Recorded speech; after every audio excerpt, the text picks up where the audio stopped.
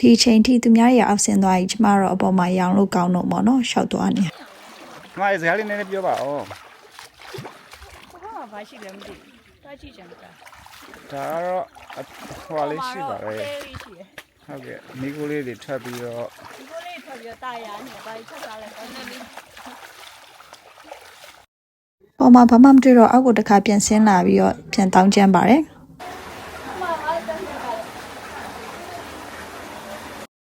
ပြီးတော့သူများတွေကအကုန်လုံးထွက်သွားကြပြီပေါ့နော်အဲ့ချိန်မှာကျမတယောက်တည်းကျန်ခဲ့ပါတယ်အထဲထဲမှာဟိုရှောက်ကြည့်ဒီရှောက်ကြည့်လုံနေပါသေးတယ်ပြီးတော့သူများတွေနဲ့အတူထမင်းဝင်စားလိုက်ပါသေးတယ်ထမင်းကအရင်စားလို့ကောင်းပါတယ်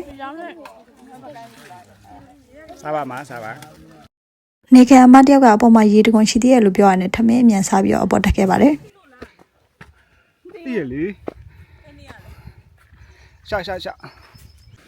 ခုတစ်ချိန်အောက်ကိုပြန်ဆင်းလာတော့ကျမတို့၃ယောက်ထဲပါ